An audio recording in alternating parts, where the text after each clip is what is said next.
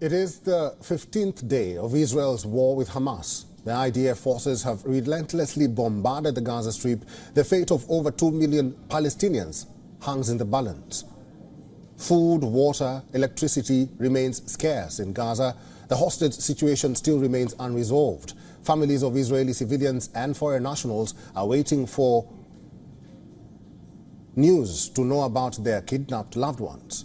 And worst of all, we are yet to see any sign of de-escalation.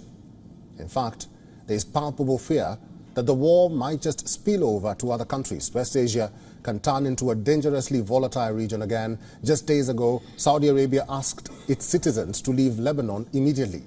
The announcement has sparked fears that Iran-backed Hezbollah may formally enter the battleground. But the escalating artillery fire at Lebanon's border with Israel is not the only indication of this rising concern.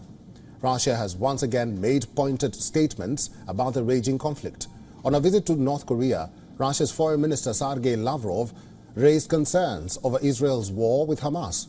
He warned that this war could turn into a regional conflict and blamed Iran for the Gaza crisis, saying, quote-unquote, a mere provocation. As for the Gaza Strip, the risk of this crisis escalating into a regional conflict is quite serious. I've already mentioned that the United States vetoed a resolution that called for a stop to any hostilities and to begin to resolve humanitarian issues. Therefore, the United States has apparently showed that it is not ready to call for a truce, a ceasefire. And if this is so, then they will probably believe the conflict may grow.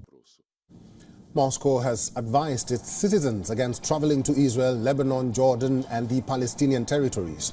The situation is heating up, says Russia's foreign ministry. Now, given the latest announcement, Lavrov's concern around a war spillover may not be completely unfounded.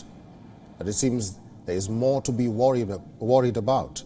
A U.S. warship in West Asia reported the successful interception of cruise missiles and drones. But this is where things get worrying. The airstrike was carried out by Yemen's Houthi rebels. U.S. says the target might not be its naval fleet, but Israel instead. Information about these engagements is still being processed. We cannot say for certain what these missiles and drones were targeting, but they were launched from Yemen, heading north along the Red Sea, potentially towards targets in Israel. Our defensive response was one that we would have taken for any similar threat in the region, where we're able to do so against our interest personnel and our partners. This attack may be ongoing, so if we have more information to share, we will. Now, this raises various questions. Have the Houthis officially joined the war to lend support to Hamas? Will more rebel and militant factions from the region join support of Hamas? Is this going to turn into a multi-front war?